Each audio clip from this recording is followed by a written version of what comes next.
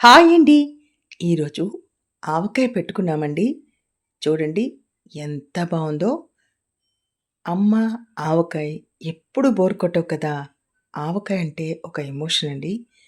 మనం చిన్నప్పటి నుంచి చూస్తుంటాము. దీన్ని ప్రతి సంవత్సరం అమ్మ వాళ్ళు తీసుకొచ్చి ఎంతో చక్కగా, నీట్‌గా, శుచిగా పెడతారు. అది చూసి చూసి నేను నేర్చుకున్నాను. నేను సొంతంగానే పెడతానండి.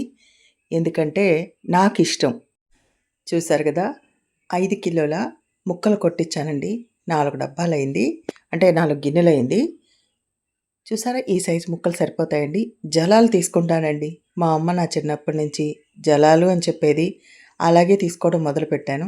కారం అండి, ఉప్పు, కల్లుప్పండి మిక్సీ ఏసి పక్కన పెట్టించాను.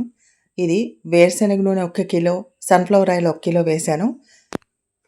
వెల్లుల్లిపాయలు, ఆవపిండి, మెంతిపిండి మొత్తం తీసుకున్నానండి. మొత్తం కొట్టి చక్కగా పెట్టుకున్నాను. ఇప్పుడు గిన్నెతో కొలుస్తున్నాను. దీంతో 4 గిన్నెలయినాయండి మామిడికాయ ముక్కలు. అప్పుడు ఒక గిన్నె తీసుకోవాలి కారం. గిన్నె నిండా కారం తీసుకోవాలి. బాగా కారం ఉంటే గనక కొంచెం తక్కువ తీసుకున్నా పర్లేదు కానీ, కరెక్ట్‌గా కారం అయితే ఒక డబ్బా పడుద్దండి. అంటే 4 గిన్నెలకి ఒక గిన్నె కారం. ముప్పావు గిన్నె ఉప్పు. ఇప్పుడు ఉప్పు వేసుకుందామండి. ఉప్పు మెత్తగా కొట్టి ఆరబెట్టుకోవాలండి. ఎందుకంటే మిక్సీలో వేస్తుంటాం గదా! వేడికి తడొచ్చేస్తదండి. ఆరబెట్టుకుంటే ఒక పూటంతా బావుంటది. ముప్పావు కప్పు ఉప్పేసాను గదండీ! అరకప్పు ఆవు పిండండి. పచ్చిదేనండి ఆవాలు పచ్చివి మనం మిక్సీ చేసుకోవాలి. ఇప్పుడు మెంతి పిండి మాత్రం నేను వేయించి వేస్తానండి. కొంచెం మెంతులు వేయించి పొడిగట్టుకుంటాను. ఒక చారెడు చూసారు గదా! అంత చాలు సరిపోతదండి. ఇప్పుడు మెంతిపిండి, ఆవపిండి కూడా వేసుకున్నాం కదా! వెల్లుల్లిపాయలు వేసుకోవాలండి. ఒక ప్లేట్ వేసుకున్నాను. ఒక పావు కిలో పైన తీసానండి. వీటికి సరిపోతది. ఇంకా ఎక్కువ కావాలనుకున్న వాళ్ళు ఇంకా ఎక్కువ వేసుకోవచ్చు. ఇప్పుడు మొత్తాన్ని బాగా కలుపుకోవాలండి. అప్పుడే ముక్కకి అంతా పడతదండి. ఉప్పు, కారం, ఆవపిండి, మెంతిపిండి మొత్తం పడుతుంది. నేనైతే ఇలానే చేస్తాను మా అమ్మ చేసినట్లు. బాగా కలుపుకున్నాక మామిడికాయ ముక్కలు వేయండి. చూడండి ఎంత అద్భుతమో కదా ఈ మామిడికాయ పచ్చడి. ఈ మామిడికాయ పచ్చడి చేసిన వాళ్ళు, చూసేవాళ్ళు, తినేవాళ్ళు చాలా అదృష్టవంతులండి. అంత బావుంటుంది. మీకు ఇష్టమా? నేను మా అమ్మాయి కోసం, నా కోసం చేస్తున్నానండి. మామిడికాయ ముక్కలు వేశాం గదా! ఇప్పుడు బాగా కలుపుకోవాలండి ఉప్పు, కారం పట్టేటట్లు. మనం ఎలా తిన్నా బావుంటుందండి మామిడికాయ పచ్చడి. చల్లటన్నంలో వేసుకుంటే ఒక టేస్టు. వేడి అన్నంలో వేసుకుంటే ఇంకొక టేస్టు. ఎనీ టైం అద్భుతంగా అనిపిచ్చే, టేస్ట్‌గా అనిపిచ్చే ఒకే ఒక్క పచ్చడి ఏదన్నా ఉందంటే ఫస్ట్ గుర్తొచ్చేది మాత్రం ఆవకాయ అండి.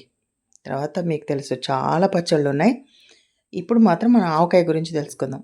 ఈ ముక్కలకి కారం, ఉప్పు, ఆవపిండి, మెంతిపిండి పట్టేటట్లు బాగా కలుపుకోండి.